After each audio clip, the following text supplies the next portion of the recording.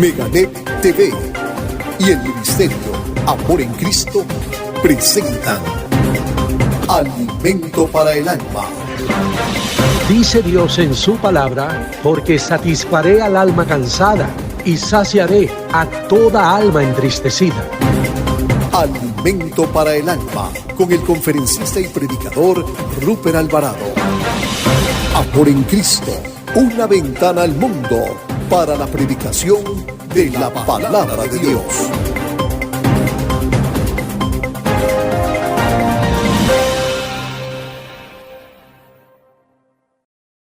Nuestro mensaje para hoy: Cristo, poder de Dios y sabiduría de Dios. Vamos por favor a abrir la Biblia en la primera carta a los Corintios, en el capítulo 1, versículos 23 y 24. Primera de Corintios 1, 23 y 24 dice así: pero nosotros predicamos a Cristo crucificado, para los judíos ciertamente tropezadero, y para los gentiles locura. Mas para los llamados, así judíos como griegos, Cristo, poder de Dios y sabiduría de Dios. Es por esta razón que Pablo dice: he aprendido a contentarme, cualquiera que sea mi situación. ¿Aprendió usted ya a contentarse? Dice: en todo y por todo estoy enseñado, así para estar saciado como para tener hambre, así para tener abundancia como para padecer necesidades. Todo lo puedo en Cristo que me fortalece. Quiero decirles que hay un poder que está por encima de todo poder y de todos. El Señor Jesucristo es ese poder. Pero no todo el mundo está de acuerdo con esto. ¿Por qué? Porque la palabra de la cruz es locura a los que se pierden, dice Pablo, pero a los que se salvan, esto es a nosotros, es poder de Dios. La cruz es lo que une a los hombres con Dios, pero a la vez separa a los salvos de los incrédulos. La cruz, como dice la Biblia, era y sigue siendo tropezadero para muchos judíos, pues para ellos era inaudito que Jesús fuera el Mesías, pues los judíos estaban esperando a ese gran libertador de su pueblo, y en lugar vino uno que decía: amad a vuestros enemigos, si alguien te golpea en una mejilla, ponele la otra. Dice en el versículo 22 de 1 Corintios capítulo 1, dice: porque los judíos piden señales y los griegos buscan sabiduría. Recordemos que los judíos en distintas ocasiones le pidieron señales a Jesús en la Biblia, y en los evangelios vemos cómo constantemente ellos le preguntaron si era el Mesías. Vamos a leer por favor Mateo 12, Rafa me va a ayudar, Mateo 12 versículos 38 y 39, como uno de esos muchos ejemplos de las veces en que a Jesús le pidieron pruebas de que Él era el Mesías. ¿Qué dice? Entonces respondieron algunos de los escribas y de los fariseos, diciendo: Maestro, deseamos ver de ti señal. Él respondió y les dijo: la generación mala y adúltera demanda señal, pero señal no le será dada, sino la señal del profeta Jonás. Ellos siempre pidiendo señales, ellos dudaron todo el tiempo de que aquel que tenían al frente era Dios hecho hombre, era el Mesías Redentor. Además, ustedes se pueden imaginar lo que ellos pensaban de un Mesías crucificado, colgado en un madero. Para ellos era una ofensa imperdonable, era una locura, porque los judíos esperaban a ese Mesías glorioso, triunfante sobre sus enemigos. Y vean si es así que llegaron a excluir durante muchos años el capítulo 53 de Isaías, en donde al principio se habla del Mesías Redentor, se habla precisamente de ese que tuvo que derramar su sangre preciosa, dolerse para salvarnos del pecado. Bueno, nosotros predicamos a Cristo, Cristo crucificado, para los judíos ciertamente tropezadero, para los gentiles locuras. Dice en el versículo 18, para los gentiles griegos, romanos, o sea, todo aquel que no es judío. La cruz es una locura, es una insensatez, porque según sus creencias, los romanos, los griegos pensaban que los dioses del Olimpo solamente descendían a este mundo, pero no a sufrir, sino a gozarse, a aprovecharse de los seres humanos. Vean qué clase de Dios. Entonces, ellos decían, ¿cómo era posible que existiera un Dios que llegara a tal punto de sacrificar a su Hijo para salvar a los hombres perdidos? O sea, no se lo merecían. Ellos decían, estas son las marcas de un Dios sabio, todopoderoso. A ellos no le cabía esto en la cabeza. En su locura, ellos no lograban entender el amor, el extraordinario amor, porque Dios lo hizo todo por amor, que tuvo hacia toda la humanidad. Sí, ellos pensaban, ¿cómo buscar la salvación en uno que no pudo ni siquiera salvarse a sí mismo? Ellos decían, esto es una locura, es una necedad. Saben, hoy muchos piensan, creen, dicen, ¿por qué si Dios es Dios? Simplemente no vino y destruyó a todos sus enemigos. ¿Por qué tenía que sufrir el menosprecio, el dolor que sufrió? Como que no tiene lógica, ¿verdad? Pero la mayoría ignora que Dios es un Dios justo y Él no puede pasar por alto su justicia. En su justicia, la de Dios, no la del hombre, alguien tenía que pagar. Porque la Biblia dice que la paga del pecado es la muerte. Todos merecíamos morir en aquella cruz. Vea lo que dice Romanos 5, versículo 23. Porque la paga del pecado es muerte, mas la dádiva de Dios es vida eterna en Cristo Jesús, Señor nuestro. Cuando la Biblia habla de muerte, habla de separación eterna de Dios. Por eso dice, y Él os dio vida a vosotros cuando estabais muertos en vuestros delitos y pecados. O sea, caminando en este mundo, comportándonos como el mundo entero se comporta. Pero el poder de Dios, su inmensa sabiduría, hizo que Él viniera y pagara por nosotros. Cuando un pecador se arrepiente, cree, Él le sustituye, o sea, muere en la cruz del Calvario para que de esta manera no sea condenado. Esa persona no sea condenada, sino que ya Jesús murió, fue condenado en su lugar. ¿A quién se le hubiera ocurrido una cosa así? Creo que a nadie. Que el héroe muriera por el villano, que el justo muriera por los pecadores. Solamente a Dios se le pudo ocurrir algo tan precioso y maravilloso. Primera de Pedro, capítulo 5, versículo 18. Porque también Cristo padeció una sola vez por los pecados, el justo por los injustos, para llevarnos a Dios, siendo a la verdad muerto en la carne, pero vivificado en espíritu. Bueno, ese es Jesús, ¿verdad? Que decidió tomar nuestro lugar, decidió morir por cada uno de nosotros. ¿Para qué? Para que de esta manera nosotros pudiéramos tener la vida eterna. Y continuando en este precioso pasaje de Primera de Corintios, en el verso 19, Dios dice, destruiré la sabiduría de los sabios y desecharé el entendimiento de los entendidos. El Señor nos hace ver lo limitado que somos todos nosotros los seres humanos, pero a la vez nos recuerda lo que Él ya había dicho en Isaías. Imagínense, 750 años antes, en Isaías 29:14, escuchen lo que dice la Escritura.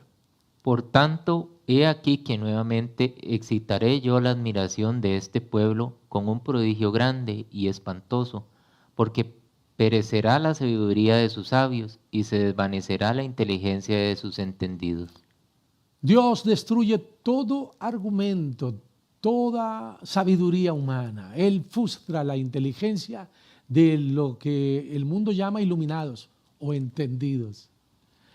Cualquier ser humano, aun aquel, escuche, que tenga el IQ más alto que se pueda tener, jamás podrá tener la sabiduría que tiene Dios. No le llega ni a los talones, porque el intelecto del hombre es finito, limitado, pero el de Dios no tiene límites. Vamos a leer versículos 18 al 20 de Primera de Corintios 1. Porque la palabra de la cruz es locura a los que se pierden, pero a los que se salvan, esto es, a nosotros, es poder de Dios. Pues está escrito, destruiré la sabiduría de los sabios, y desecharé el entendimiento de los entendidos. ¿Dónde está el sabio? ¿Dónde está el escriba? ¿Dónde está el disputador de este siglo? ¿No ha enloquecido Dios la sabiduría del mundo? Dios en su sabiduría estableció que los hombres no pudieran conocerlo mediante la sabiduría humana. Por eso es que, bueno, Dios decidió hacer llegar su sabiduría aún a los niños, aún al más simple. ¿Por qué? Porque si el hombre por medio de su intelecto hubiera podido alcanzar la gracia de Dios, entonces el hombre hubiera sido exaltado, su orgullo. Por esta razón es que Dios decidió salvar a cada ser humano por la locura de la predicación. Dice, pues ya que en la sabiduría de Dios, dice la Escritura, el mundo no conoció a Dios mediante la sabiduría, o sea, la sabiduría del hombre. Agradó a Dios salvar a los creyentes por la locura de la predicación. Hay que subrayar eso, la locura de la predicación. ¿Saben? Este es un mensaje tan simple, tan sencillo, que por eso es que los sabios del mundo lo descartaron. Ellos lo ven como algo absurdo, sin sentido. ¿Se ha encontrado con gente así, que se cree superior? Ellos creen que lo que nosotros decimos es una locura, pero la Biblia enseña que ellos, profesando ser sabios, se hicieron necios. Dios no apeló a la sabiduría de los hombres para llamarlos, pues aquellos que se dicen sabios solamente están cegados por su orgullo, con el cual es imposible conocer a Dios.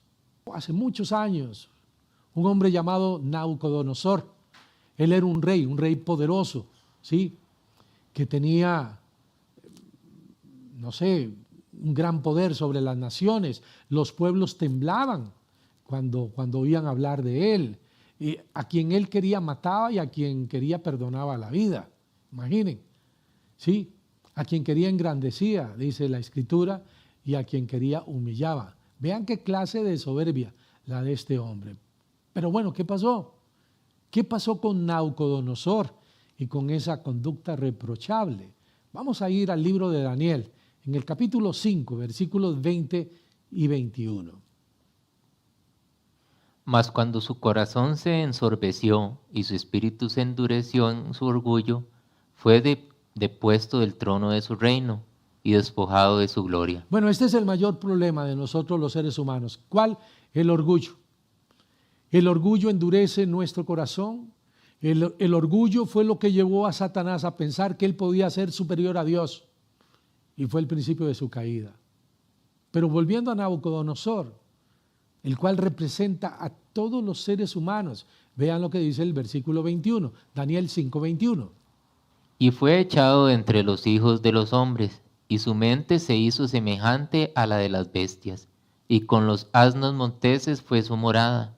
Hierba le hicieron comer como a buey, y su cuerpo fue mojado con el rocío del cielo, hasta que reconoció que el Altísimo Dios tenía dominio sobre el reino de los hombres, y que pone sobre él al que le place. Vamos a subrayar eso, ¿verdad? Hasta que reconoció, ¿lo ve? Hasta que Nabucodonosor reconoció que el Altísimo Dios, el único sabio Dios, tiene dominio sobre el reino de los hombres. Hasta que se humilló delante de Dios, hasta que bajó las armas, reconoció la insignificancia de todos nosotros los seres humanos y aceptó el poder, la sabiduría de Dios. Primera de Pedro 5:6. Humillaos pues bajo la poderosa mano de Dios, para que Él os exalte cuando fuere tiempo. Humillarse delante de Dios es reconocer el poder de Dios y la limitación del hombre. Humillarse delante de Dios es decirle, Señor, yo no puedo, hazlo tú. Vemos entonces que para los judíos Cristo crucificado era un verdadero tropezadero, sí. Delante de sus ojos Jesús era una especie de perdedor, porque como ya hemos dicho, ellos esperaban a ese paladín que les iba a librar de la opresión romana y que iba a destruir a todos sus enemigos. Pero en lugar de eso, Dios por medio de su evangelio les ofreció un Salvador clavado en una cruz, clavado en esa cruz, algo que ellos no podían entender ni soportar. Y por otro lado, para los griegos, como ya lo mencionábamos, Cristo crucificado era locura. Ellos no podían comprender cómo alguien que había muerto en tan aparente debilidad podría jamás resolver los problemas del mundo. Más sin embargo, escuche, ese Cristo crucificado, pero ahora resucitado, es el único que tiene el poder para salvar a todos. A los que se acercan confiadamente a Él, no importa cuál sea su estatus social, no importa cuál sea su etnia, cualquier situación que estén viviendo, Dios siempre va a estar presto a responder al llamado de todo aquel que se humilla delante de Él. Sí, aquel que reconoce el sacrificio que Jesús hizo por cada uno de nosotros. Hebreos 4, versículo 16. Acerquémonos pues confiadamente al trono de la gracia, para alcanzar misericordia y hallar gracia para el oportuno socorro. Pablo dice, el apóstol estaba inspirado, por supuesto, por el Espíritu Santo. Él pregunta, ¿dónde está el sabio? ¿Dónde está el escriba? ¿Dónde está el disputador de este siglo? Y luego agrega, ¿no ha enloquecido Dios la sabiduría del mundo? Dígame si no es verdad que el mundo está loco. Dígame si no está en una total falta de sabiduría. Les quiero preguntar, ¿cómo es posible? Escuchen, que por un lado las autoridades digan que el alcoholismo es una enfermedad la cual destroza la vida no solamente de muchachos, sino también de familias enteras. Pero por otro lado, no solamente permiten la publicidad de este flagelo de la sociedad, sino que además, esto es lo más risible, el Estado tiene una fábrica nacional de licores. Digan si no es una locura. Ahora les pregunto, ¿cómo es que algunos promueven las relaciones sexuales antes de tiempo, diciéndole a los jóvenes que lo hagan, pero de una manera segura? O sea, que usen preservativo. Ellos dicen de una manera segura, que no es del todo seguro, pero bueno. Y no les muestran a esos muchachos que lo que están haciendo es contrario a la palabra de Dios, que la Biblia llama a eso fornicación, no tiene otro nombre. Porque la Biblia enseña que el lugar y el momento para poder disfrutar de algo tan hermoso, que Dios lo hizo, por cierto, el sexo conyugal, es en el matrimonio, es con la esposa o con el esposo. Aunque algunos insistan, por supuesto, para su propia conveniencia, que no es así. Es una locura, una verdadera locura. Qué tercos, ¿verdad? Podríamos decir, qué tercos somos nosotros los seres humanos. Por eso es que Dios dice, ¿dónde está el sabio? ¿Dónde está el escriba? ¿Dónde está el disputador de este siglo? ¿No ha enloquecido Dios la sabiduría del mundo? El hombre, en su propia sabiduría, en su propia opinión, no puede llegar al conocimiento de Dios y mucho menos vivir de acuerdo a la manera en que Dios quiere que nosotros vivamos. Durante siglos, el Señor Jesucristo ha dado la oportunidad para que el hombre pueda hacerlo, pero la humanidad insiste en desechar a Dios, en querer hacerlo a su manera. Pues ya que en la sabiduría de Dios el mundo no conoció a Dios mediante la sabiduría, agradó a Dios salvar a los creyentes por la locura de la predicación. Queda claro, Dios no necesita de nuestro intelecto, no necesita de nuestros recursos. Él no necesita de nada ni de nadie, porque Él es el Todopoderoso. Él está por encima de todo y en Él está el poder y la sabiduría. Bueno, Dios quiere manifestar ese poder, esa sabiduría en todos nosotros los seres humanos. Pero para que eso suceda, para que nuestra vida pueda ser transformada, debemos llegar primeramente al fin de nosotros mismos y luego entregársela a Él, entregársela a Cristo. Mientras decidimos andar en nuestros propios caminos, mientras pensamos que podemos salir adelante solos o en nuestro propio esfuerzo, Dios no va a intervenir porque Dios es un caballero. Él no va a entrar a donde no le invitan. Pero cuando alguien decide renunciar al pecado, hay un arrepentimiento genuino. Arrepentimiento es que yo iba para allá y ahora no, ahora voy en sentido contrario. Entonces Dios es maravilloso, extraordinario, no falta su palabra. y va a entrar a morar y transformar la vida de esa persona. En Apocalipsis capítulo 3, versículo 20, escuchen lo precioso que dice la Escritura. He aquí yo estoy a la puerta y llamo. Si alguno oye mi voz y abre la puerta, entraré a él y cenaré con él y él conmigo. Usted puede haber escuchado de Dios durante toda su vida. En Isaías dice, de oídas te conocía. Te había oído, te había escuchado. Pero quizá no es ese Dios su Señor. El poder y la sabiduría de Dios están a la mano de quien sea, sin importar hasta dónde el hombre ha caído, hasta dónde ha hecho lo malo. Dios está dispuesto a levantarle y no solamente a hacerlo, sino a darle ese poder y lograr que sea sabio. Sabio para poder dirigir la vida, para poder dirigir una familia, para poder comportarse en diferentes situaciones de nuestra vida.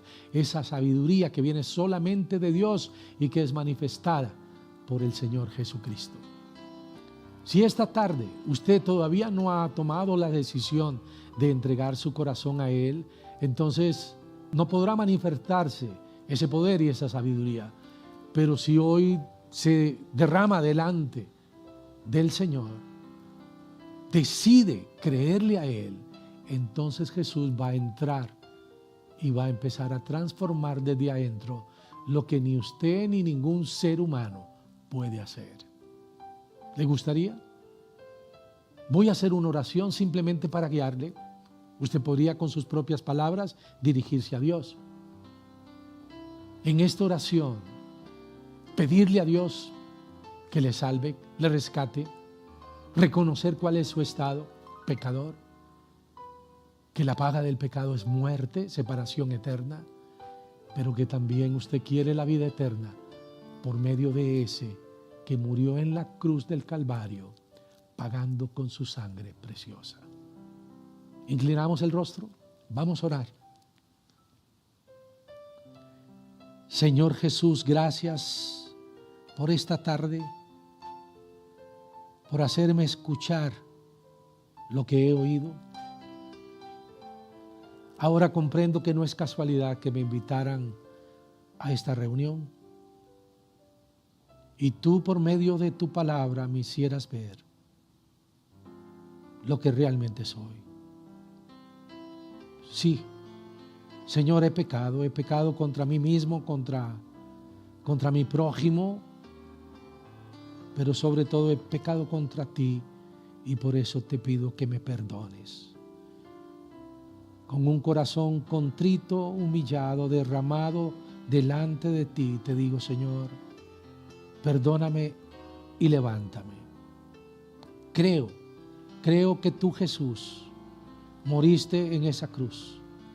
Confieso con mi boca que tú eres el Señor, Dios, que dejaste tu trono y viniste a pagar por mis pecados. Abro de par en par la puerta de mi corazón.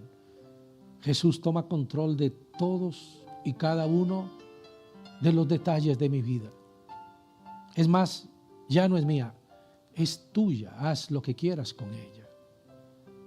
Gracias por tu misericordia, por tu amor, porque ahora puedo decir ciertamente que soy tu hijo, que mi nombre ha sido inscrito en el libro de la vida con tu sangre preciosa, eternamente, para siempre.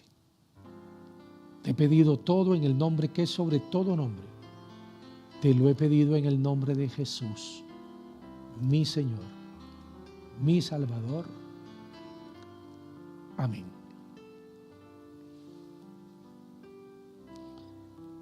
Bueno, quiero gozarme con usted si ya hizo esta decisión. Nos encantaría que nos lo haga saber, no solamente para gozarnos, sino para hacerle llegar una Biblia. Usted le comunica a la persona que le envió el link y le dice: yo durante la predicación o al final decidí entregar mi corazón a Cristo. Entonces, pues vamos a hacer lo posible, sin duda alguna, si Dios así lo permite, para hacerle llegar esta Biblia. Bueno, también tenemos 4 consejos que rápidamente queremos compartir. El primero, leer las Escrituras, leer la Biblia. Nunca se apartará de tu boca este libro de la ley, sino que de día y de noche meditarás en él, para que guardes y hagas conforme a todo lo que en él está escrito, porque entonces harás prosperar tu camino y todo te saldrá bien. Segundo consejo, orar, clamar a Dios. Por nada estéis afanosos, sino sean conocidas vuestras peticiones delante de Dios en toda oración y ruego, con acción de gracias. Y la paz de Dios, que sobrepasa todo entendimiento, guardará vuestros corazones y vuestros pensamientos en Cristo Jesús. Bueno, ya tenemos 2 consejos, 3 también, que es proclamar el nombre del Señor. Por donde quiera que nosotros vayamos, tenemos que predicar. Hemos sido llamados como embajadores. Por eso es que este ministerio se llama ministerio, ¿ve? Ministerio de Predicación y Enseñanza. Es el nombre de nuestra iglesia. Ministerio de Predicación y Enseñanza, Amor en Cristo. No dude en ningún momento. Dios le va a dar la gracia para predicar a todo el mundo. A cualquiera pues que me confiese delante de los hombres, yo también le confesaré delante de mi Padre que está en los cielos. Y a cualquiera que me niegue delante de los hombres, yo también le negaré delante de mi Padre que está en los cielos. El cuarto y último consejo, importantísimo como los primeros, es congregarnos. Porque donde están 2 o 3 congregados en mi nombre, allí estoy yo en medio de ellos.